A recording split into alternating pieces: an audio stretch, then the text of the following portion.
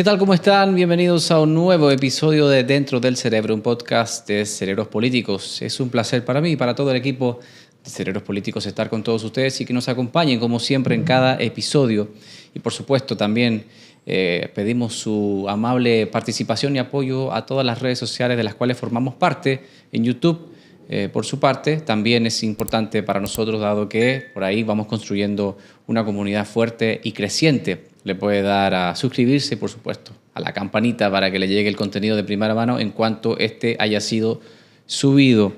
Tengo el agrado de contar con un amigo que ha hecho un trabajo extraordinario en el método de encuestas que definió a los candidatos en su nivel a regidores de la Fuerza del Pueblo. Fue de los más aclamados, por decirlo de alguna manera, o de los más votados en las encuestas internas de ese partido. Luego ganó las elecciones, fue electo regidor y no ha parado un solo día. Es un muchacho joven, muy preparado y muy trabajador. Yo creo que tiene un futuro y un presente extraordinario y lo hemos traído para conversar algunos temas interesantes, de interés no solamente para la circunscripción que representa, sino también para la ciudad en su conjunto y, por qué no, a nivel nacional. Bienvenido, Rafael Gutiérrez, Guti. Muchísimas gracias, Felipe, por la invitación y por estar aquí teniéndome presente en tu prestigioso programa. De verdad que para mí es un honor. No, para nosotros es un placer tenerte con nosotros. Guti, hablando del tema de la movilidad, que es un tema que tú tocas mucho. Cuando fuiste candidato planteaste ciertas propuestas y has planteado lo propio en el Consejo de Regidores. En tu opinión, dado que eres un regidor de oposición, ¿cómo has podido visualizar el plan de movilidad planteado por el Intran, el famoso no gires a la izquierda, que es mucho más que eso? Pero ¿cómo lo has visualizado y veremos su impacto inmediatamente o cuando entren los colegios ya en funcionamiento? Bueno, primero que todo, es una muy buena aclaración lo de los colegios. Y, por ejemplo, yo soy un regidor ahora mismo que entré por un partido político que fue por la Fuerza del Pueblo, como tú bien lo dices, y como oposición uno lleva pues entonces temas de agenda. Pero lo que yo estoy haciendo hoy en día, ya después de que yo fui electo, ya yo lo hago como regidor de todos los ciudadanos que yo represento. Correcto. Que son absolutamente todos de manera igual para cada uno de ellos. Entonces, cuando yo veo primero que van a hacer un tipo de una implementación de unas nuevas medidas con el tema del tránsito, aquí en el Distrito Nacional nosotros vimos que comenzaron a poner los letreros de no girar a la izquierda al principio. Después, unos cuantos días después, le pusieron la funda negra, taparon los letreros, dijeron que no se iba a implementar esas medidas y luego sí la comenzaron a implementar. Entonces, eso ha sido como algo que nos ha dejado a nosotros un poquito fuera de base, como dicen, desde el Consejo de Regidores, porque sí es cierto que a la Comisión de Tránsito del Consejo de Regidores se le expresó lo que se quería hacer y en el Consejo de Regidores también se llevó, pero nunca pasó por el Consejo para nosotros llevarlo a cabo dentro como de que se iba a implementar en la ciudad, cuál iba a ser el tiempo establecido como prototipo, ni nada de eso. Entonces, de que si yo creo que va a funcionar o no va a funcionar, ojalá que funcione. Eso es lo que yo espero, porque definitivamente el mérito se lo debe llevar quien sea que pueda solucionar este gran dolor de cabeza que es para todos los dominicanos, y es transitar y moverse de un punto A hacia un punto B. Ahora, ¿qué yo entiendo que está pasando en el Distrito Nacional? Yo me he puesto a investigar e indagar qué es lo que está pasando y por qué, aunque se implementa este tipo de medidas, seguimos teniendo el mismo problema, independientemente de que creo que la fecha no fue la adecuada porque los colegios ahora mismo están de vacaciones. Claro, puede ser una falsa esperanza. Exacto, hay que esperar a septiembre, entiendo yo. Hay que esperar, pero ojalá y funcione. Pero, independientemente de eso, uno tiene que buscar la raíz de los problemas. ¿Qué es lo que yo creo que hace falta que nosotros aquí en este país terminemos de darnos cuenta de que hay muchos problemas que tienen muchísimo tiempo y parecería ser que como que uno no busca por qué, de dónde nace el problema? Y a mi entender, yo creo que nosotros debemos de trabajar una mesa de trabajo, valga la redundancia, tanto las autoridades locales como el gobierno central y los ciudadanos, que sea algo tripartito y que nosotros entendamos de dónde surge. Entonces, ¿de dónde yo creo que nace el problema? El problema yo creo que nace en que todas las personas tienen que trasladarse desde fuera del Distrito Nacional, de los municipios, por ejemplo, Santo Domingo Norte, de Los Alcarrizos, de Boca Chica, de Santo Domingo Este. Si uno va al puente, por ejemplo, en la mañana, a las 6 de la mañana, uno ve cómo está todos los puentes habilitados, incluso dejan un solo carril para cruzar de aquí hacia allá. pero sin embargo eso viene lleno de vehículos Claro. en la mañana. Y al final del día, ¿qué es lo que pasa? Que pasa exactamente lo mismo, pero de manera opuesta. Horas pico. Horas pico de personas saliendo de la ciudad. ¿Y cómo se le llama esto? Movilidad pendular. Son las personas que vienen hacia aquí, hacia el Distrito Nacional, o a trabajar, o a estudiar, o a buscar algún tipo de médico, porque la mayoría de los médicos están aquí en el distrito. Diligencia en general. Y diligencia en general. Pero no es porque necesariamente ellos quieren venir, sino porque aquí es que están las oportunidades. Se concentra más de un 95% de las oportunidades en el Distrito Nacional. Ayer, hablando de ese mismo tema de movilidad, vimos lo del tema del jardín botánico, de lo cual estaban presentando una nueva infraestructura vial. Y me pareció en una gráfica que vi, son datos del gobierno, del Ministerio de Obras Públicas, que ponían que más de un 40% de los vehículos de la República Dominicana están en el Distrito Nacional. Entonces, ¿cómo nosotros no vamos a tener colapsado lo que es una ciudad cuando nosotros tenemos unos números tan elevados aquí? Claro. Qué bueno que metes el tema del jardín botánico porque creo que hubo una manifestación de la oposición diciendo, aunque no hemos visto en aquellas semanas previas a la presentación del plan del gobierno dominicano sobre la intervención de la Avenida Colombia, que involucraba de alguna manera la intervención o no del jardín botánico. Habló el Ministerio de Obras Públicas en algún momento, habló el ministro de Medio Ambiente diciendo que se iba a intervenir el 0.01% del jardín botánico. Eso despertó las alarmas porque estaba confirmando que iba a ser intervenido. Y sin embargo, el presidente Luis Abinader, el lunes antes de ese miércoles, que era la fecha pautada para que el ministro José Ignacio Paliza presentara el plan de la transformación de la Avenida República de Colombia, de alguna manera dejó confirmado que no sería tocado el Jardín Botánico, sino que simplemente se iba a correr la acera del Jardín Botánico para ampliar un nuevo carril y otras cosas más. En perspectiva técnica, como regidor, ¿qué te ha parecido este plan presentado por el gobierno en la República de Colombia? Y este tema se llegó a discutir en el Consejo de Regidores porque creo que hubo una voz ausente aquí y que fue la voz del Ayuntamiento del Distrito Nacional.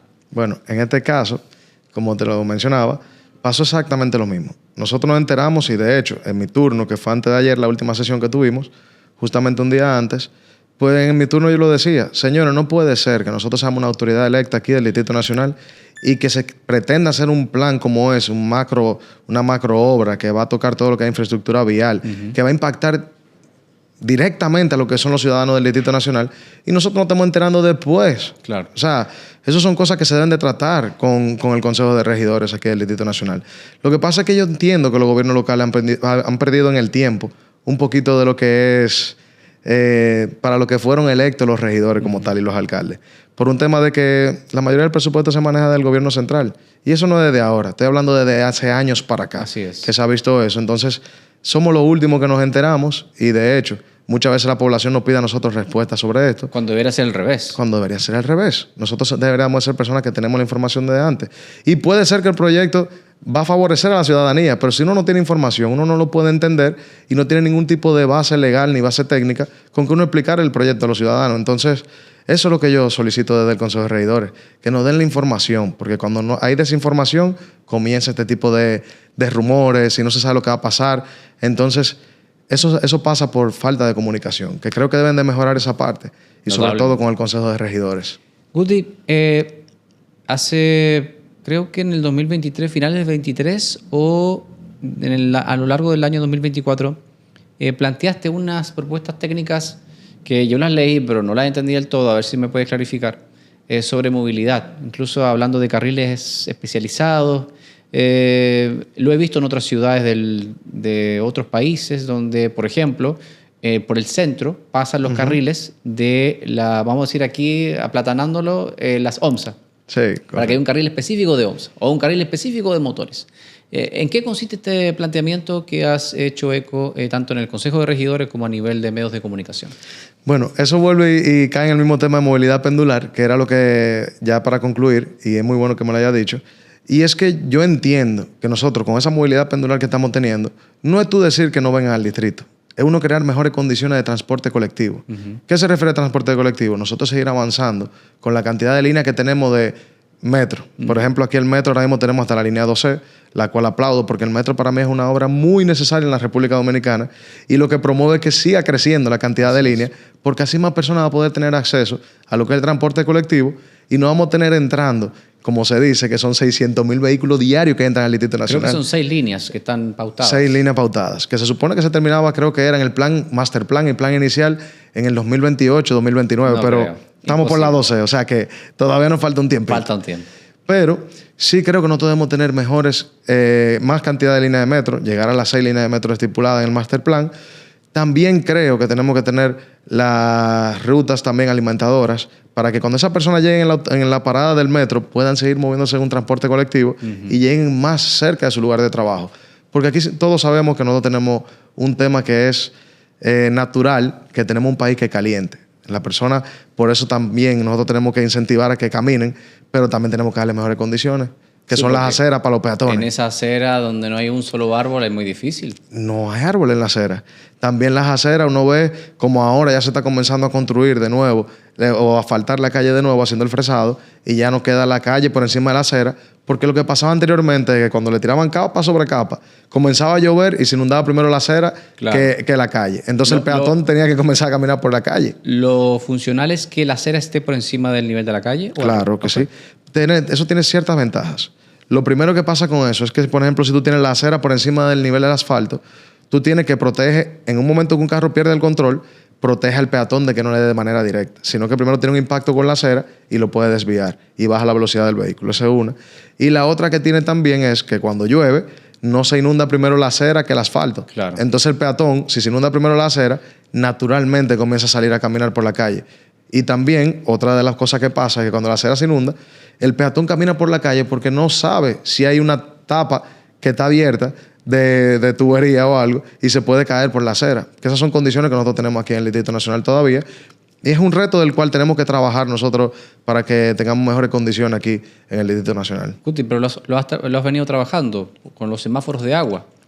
Hay gente que dirá con qué se come eso. Es bastante sencillo y muy efectivo. Básicamente que esté instalado una suerte de letrero con ciertas alertas donde el nivel de agua te va a advertir por dónde está el agua y si es de alguna manera aconsejable o no pasar por esa calle. Si está en la línea roja, por supuesto que hay demasiada profundidad de agua y eso no es del todo aconsejable atravesar esa calle. ¿En qué estamos con eso? ¿Qué es qué hace falta para que podamos masificar la presencia de los semáforos de agua? Primero, si me permite, te voy a terminar con lo del tema de la micromovilidad, que es la parte de los dos ruedas. Ya para terminar con lo del tema de tránsito y la micromovilidad, te quería comentar de que yo he propuesto muchísimas veces, de hecho lo he hablado con los sectores que son los más interesados, que son los motoristas, de que se haga un plan piloto. Plan piloto se quiere decir que si no funciona, pues entonces se elimina. Claro. Ahora, un plan piloto que se construya o no se construya, porque eso es pintura, literalmente. Vamos a pintar, por ejemplo, en un caso hipotético, en la Lincoln, 2 líneas entre los carriles centrales para que los motores solamente puedan pasar por ese carril, en esa calle en específico. Y vamos a ver qué tanto reducen los accidentes de tránsito. Porque ahora mismo tenemos que el 70% de los accidentes de tránsito son con los motores. Entonces, vamos a crear no tienen condición, vamos a crearle un carril especial para que ellos transiten por ahí. ¿Y qué evitamos? Que comiencen a zigzaguear entre los vehículos y se estén cayendo, le tumban el espejo a una persona que anda en su vehículo muy tranquilo, le rayan el carro con el manubrio. Uno evita muchísimos enfrentamientos incluso, porque las personas ya están con los tapones, ya tienen muchísimo estrés. Y cuando le pasa eso, ya sabemos muy bien cómo muchas personas reaccionan. Entonces vamos a hacer un plan piloto, vamos a tratarlo. Y es una simple pintura. Y que lo respeten los motoristas también. Ahora, sí, porque es el tema. O sea, los motoristas tienen un problema ahí de educación brutal. Usan la acera, se van en vía contraria, se ofenden. Sí. Se ofenden. Si ellos se van en rojo y uno tiene verde y pasó, y ellos no pudieron hacer lo que iban a hacer, entonces se ofenden con uno. Es un tema bastante crónico. De hecho, ayer yo lo veía en la calle. Como se iban en rojo, yo contaba la cantidad de motores que estaban parados antes de arrancar ahí en la Churchill, ayer como a las 5 de la tarde. Se pararon en la Churchill, la esquina casi con la 27. Y estaban parados los motores. Y habían 4. Y de los 4 se fueron 2 en rojo. Paseo de los locutores por ahí. No, fue subiendo desde aquí, desde el Centro de los Héroes, hacia la 27. No, eso es pan de cada día. Eso, y uno lo ve. Y esos motores se van en rojo. No le importa sea qué va a pasar. Entonces es un riesgo.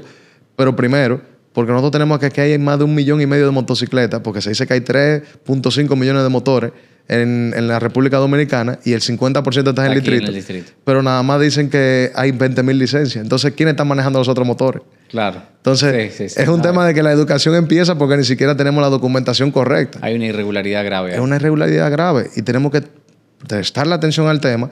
Y el problema principal está aquí en el distrito. Vamos a comenzar a regularlo desde aquí para que se pueda seguir creciendo en todo el país y que se siga llevando esa educación también en las otras áreas. Entonces, los semáforos de agua. Entonces, con los semáforos de agua, Felipe, y gracias, ¿verdad? Porque tú me estás...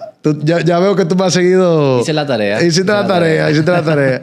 Pero los semáforos de agua, esa iniciativa, yo desde el primer día que la traje, de hecho, en campaña, yo decía que no es una iniciativa creada por mí. Es una iniciativa que la han hecho en otros países y que ha funcionado. Entonces, eso es algo muy simple. Es un simple letrero, como un letrero que el que se pone de una vía y todo eso. Claro. Entonces, tiene 3 colores. Está el verde, que significa que es seguro. Nivel bajo. El nivel bajo. El amarillo, que es precaución. Y el rojo es que no entre. O sea, que no pase por ahí porque seguro que el vehículo, se te va a quedar. Tanto carro como SUV, o sea, jipeta y camioneta, se va a quedar, se va a inundar. Sí, nunca hice la salvedad y hoy la quiero hacer también, ya que es un prototipo hasta el día de hoy, de que eso también debe ser considerado como un letrero de no estaciones. Porque esas zonas que se ponen esos letreros son zonas que son vulnerables y expensas que se inunde. Y si un vehículo está ahí en 15 o 20 minutos se va a inundar. Entonces el ciudadano tiene que estar muy consciente de que cuando ve un letrero de eso, no se estaciona. Entonces, ¿de qué se trata el letrero? De evitar de que la persona tome la decisión al azar. Porque muchas veces una persona va manejando por una calle, comienza a llover de repente, la ciudad comienza a inundarse y dice, bueno, yo paso o no paso. Ya con ese letrero tú no lo dejas sino a tu criterio personal. Al ojo por ciento. Al ojo por ciento. Y de que si conozco la calle o no, sino que el letrero te va a indicar. Eso sí, este letrero no quiere decir que no se va a inundar más carro. Claro que no. Y eso no quiere decir que ese letrero va a resolver el problema de las inundaciones. Claro que no. Que hay que resolverlo. Eso ya es algo de educación ciudadana que tiene que saber de que cuando ve ese letrero, lo respete. Y el que lo irrespete y entró, pues entonces sabe que va a tener algún tipo de consecuencia. Correcto. Porque ya lo está marcando. Se lo advertimos. Se lo advertimos. Entonces, ¿qué sucede? Eso comenzó como un prototipo y está ahora mismo en 7 ubicaciones específicas que son de aquí del Distrito Nacional. Y nosotros, como Consejo de Regidores, y nosotros tenemos identificados 75 lugares que son críticos de inundaciones. El plan piloto de la alcaldía asumió la propuesta y lo implementaron desde la parte de la alcaldía. No fue algo administrativo, no pasó por el consejo por eso al final. Y nosotros lo aplaudimos porque al final se hizo, claro, que es lo que uno desea. No es llevarse un mérito de algo, sino de que se pueda tener mejores condiciones para los ciudadanos. Y están identificadas aquellas calles que actualmente se inundan con más facilidad. Correcto. Entonces, la idea es que nosotros podamos seguir creciendo en cantidad de semáforos de agua, que no sean 5, sino que sean los 70 puntos críticos que lo tengan, para que todos los ciudadanos dejen de perder, por ejemplo, su vehículo, que muchas veces le cuesta horas de trabajo y muchísimo sacrificio a una familia tener su vehículo para que se le venga a inundar, claro, como ha pasado anteriormente, que eso es algo que yo creo que no es justo para el ciudadano que está pagando su impuesto estar quedándose en el mismo medio de la calle. Esperemos que se masifique muy pronto, incluso se lleve a otras ciudades mientras se resuelve lo otro, pero por lo menos que sirva como advertencia. Uti, estamos de acuerdo. Yo pienso que nadie estará en desacuerdo, incluso la gente que quisiera una mayor periodicidad a la hora de que los camiones de basura recojan la basura propiamente tal, de los hogares. Hay lugares donde lamentablemente pasan una vez por semana, en otros 2 y así. Estamos de acuerdo. Maravilloso que recojan la basura. Ahora bien, hay lugares, porque yo a veces sol es de madrugada y yo puedo escuchar los camiones pasando. Es una hora prudente porque la circulación es mínima, por no decir inexistente. Pero hay horas donde me parece que el criterio es el que debería ser el mandatorio, es decir, no pases por ahí o no te metas en la ciudad a recoger basura, aunque es un objetivo importante para cualquier ciudad, pero hacerlo a las 6 de la tarde, a las 5:30 de la tarde, a las 8 de la mañana. O sea, son horas pico. O sea, como no hay suficiente criterio probado por ciertas quizás suplidores que se dedican a recoger basura, tú has planteado que se tome en cuenta esto administrativamente o por normativa, que los camiones de basura no puedan pasar a horas pico. Y esto es algo urgente porque, como dices, hay tapón. Y yo pienso que me corregirás, que no sé qué opinión tienes, pero aquí siempre va a haber tapón. Siempre. Nunca vamos a erradicar los tapones. Lo que sí podemos hacer, para mi gusto, es ordenar Claro. Vivir más ordenadamente. Luego entonces que el motor. Y por si fuera poco, tenemos a los camiones generando más tapón dentro de una ciudad ya colapsada. Entonces, esa propuesta fue música para mis oídos. ¿Cómo hacemos que esa música de mis oídos se convierta en algo ya concreto? Bueno, nosotros, a mí muchas juntas de vecinos, muchas personas, muchos ciudadanos en general, me dijeron, después de que yo estaba como regidor ya de hecho, pero ven acá, Guti, no puede ser que sigan los camiones de basura en el mismo medio de la calle a las 5 de la tarde, tapando la calle con los tapones. Entonces, cuando me dicen eso, yo digo, pero es cierto. ¿Cómo nosotros como el que se supone que somos un cuerpo, una institución que velamos para que tengamos un mejor tránsito en la ciudad, no estemos contribuyendo a esto, sino que estemos siendo parte del problema? Vamos a tratar de reducir un poco el tiempo de las personas. Ahora, ¿qué sucede con esto?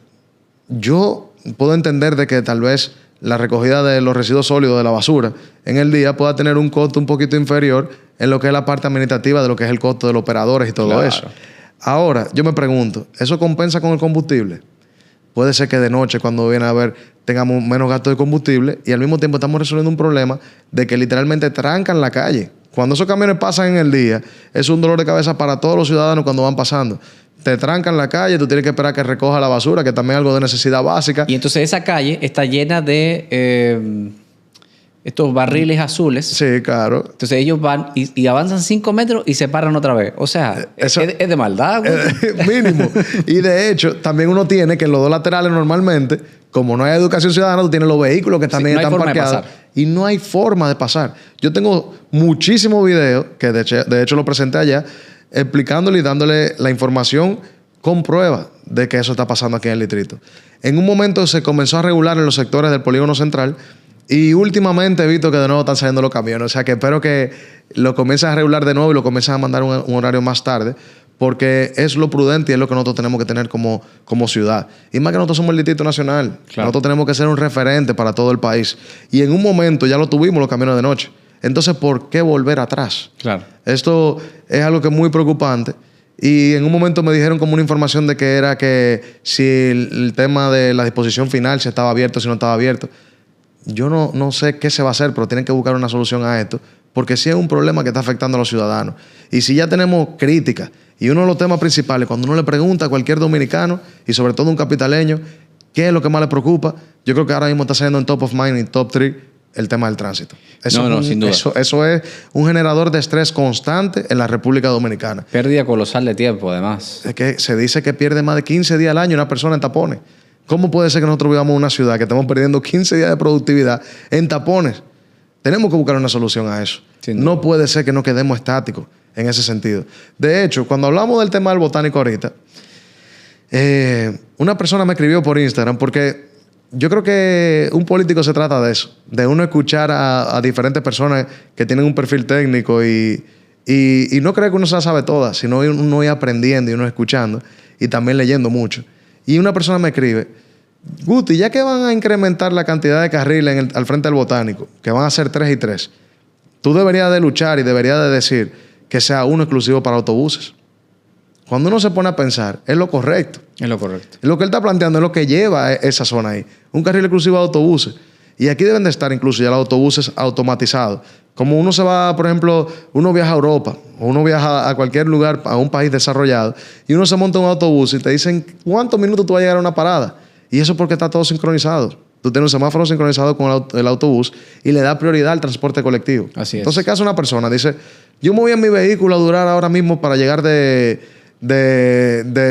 a 500 metros 15 minutos o me voy en autobús y duro 6 minutos. Me voy en autobús por un tema de optimización de tiempo. Entonces, al final del día yo creo que nosotros tenemos que procurar y direccionarnos en esa vía, o sea, de nosotros desarrollarnos como país y dejar de pensar en buscar soluciones que son soluciones que tal vez se podrían haber implementado hace 20 años, pero ya estamos en el 2025, ya nosotros estamos avanzando. Entonces, como sociedad, no puedo negar también que la ciudad ha crecido muchísimo, que es algo muy importante, porque definitivamente somos un país que ha crecido de manera vertical como ningún otro, yo creo, en la región. Ahora, nosotros tenemos también que adaptarnos y tener la movilidad adecuada como crecer un país. Con orden. Crecer con orden. Un crecer crecimiento sosteniblemente, vamos a decir. Orgánico. Guti, te viste en una conversación quizás consultando con tu almohada algunas noches de 2022, 2023, decidiste ser candidato a regidor, competiste en la Fuerza del Pueblo y saliste favorecido a través del método de encuestas. ¿Por qué no lanzarte a la Cámara de Diputados, por ejemplo, que era algo que quizás algunos quisieron dar ese salto directo y muchos perdieron, algunos ganaron, pero la gran mayoría como que entiende que una carrera política es contrarreloj, cuando si algo nos enseñaron políticos de antaño es que esto es una carrera, esto es un maratón de 42 kilómetros y no 100 metros planos. En tu caso, ¿por qué regidor? ¿Por qué no diputado? ¿O lo pensaste? ¿Está eso en tu horizonte? ¿Cómo te has planificado políticamente?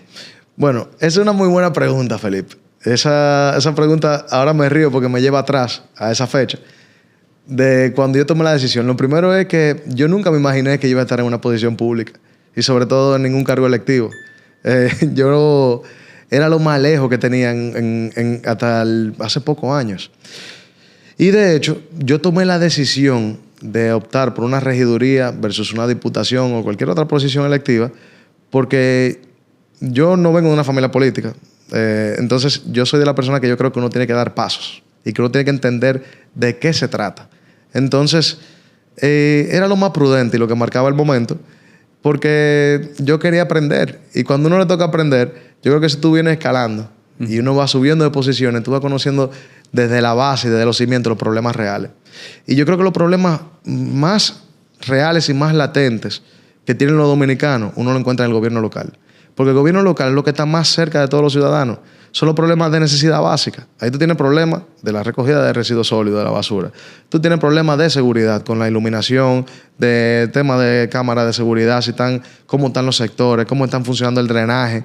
Cada vez que llueve, la ciudad se colapsa. Tú tienes los problemas también de que si se está, por ejemplo, un árbol cayendo, tú tienes que llamar a los bomberos que dependen del Ayuntamiento del Distrito Nacional. Entonces yo vi que era una posición que podía uno entender la ciudad y cómo opera y cómo funciona la ciudad. Siempre sabiendo de que un regidor no es operativo, sino es fiscalizador, es representante de la comunidad y también nosotros llevamos normativa a lo que es el Consejo de Regidores. Pero sí, yo creo que una gran experiencia y hasta el día de hoy no me arrepiento. O sea, no me arrepiento porque para mí es lo mejor que yo he hecho en mi vida, es dar el paso en la política porque entiendo de que le puedo aportar a la sociedad y yo quiero seguir aportando a la sociedad. Que para eso fue que entré. Y las posiciones que vengan, que sea la que Dios quiera.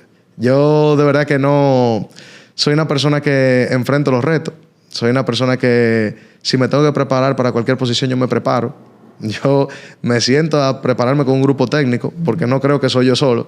Yo siempre he creído en los equipos. Y cuando yo estoy aquí sentado hoy, todo lo que yo he hecho, date cuenta que yo te he mencionado que son ciudadanos que me comentan, pero también hay un gran equipo técnico que me acompaña, que de verdad que yo sin ellos no hubiera podido lograr ni siquiera la regiduría. Y también un equipo territorial que es parte del mismo partido, que los otros días les decía que me asumieron como si fuera un hijo de ellos. Entonces, yo creo que la política se trata de eso, de uno poder no enfrentarse con nadie, porque yo no creo en el enfrentamiento. Yo creo que uno siempre tiene que buscar soluciones y no agresiones a absolutamente nadie.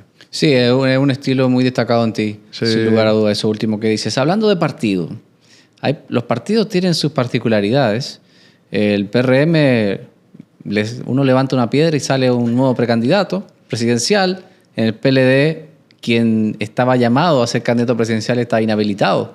Por ende, están en la búsqueda de esa figura presidencial. Me refiero, por supuesto, a Danilo Medina, que por razones lógicas sería hoy, para mí, el candidato presidencial del PLD. En el caso de la Fuerza del Pueblo, tiene una situación bastante peculiar, ya que padre e hijo son las principales figuras del partido y ambos están corriendo, no porque ellos lo han anunciado, sino porque la gente los ha aspirado, como se dice popularmente, a que sigan escalando o aspiren nueva vez, en el caso de Leonel Fernández, a la presidencia, y Omar Fernández, hoy senador del Distrito Nacional, lo haga también a la presidencia. ¿Qué te parece este escenario tan sui generis, donde tenemos al hijo y al padre es competitivo todavía, el hijo viene subiendo? ¿Qué tú crees? ¿Va a haber un acuerdo ahí? ¿Va a decir papá y hijo se van a sentar en algún momento a decir, óyeme, mira, estos son tus números, estos son los míos, vamos a hacer esto, porque yo no creo que esto llegue a un enfrentamiento de primaria donde los dos van a correr, como hay gente que se está comprando la cocaleca y el refresco para sentarse a ver este espectáculo. Yo no creo que eso llegue. ¿Qué tú piensas de eso? Yo los otros días hacía una reflexión que yo decía, lo que vale más que el poder, la familia. Yo creo que Leonel Fernández y Omar Fernández han dado una lección de que la política no lo es todo, sino que ellos son una familia y que están muy unidos. Y el que piense eso, pues entonces va a tener que guardar la palomita y el refresco. Así es. Porque al final del día, ellos no se van a enfrentar. Yo creo que eso va a ser una decisión tomada y consensuada. Y va a ser la decisión que tomen la mejor para el país. Porque yo sí creo algo. Yo, de hecho, soy una persona que cuando digo algo lo digo con mucha convicción. Y yo sí creo que en el 2028 la Fuerza del Pueblo sí va a lograr la candidatura presidencial de la República Dominicana.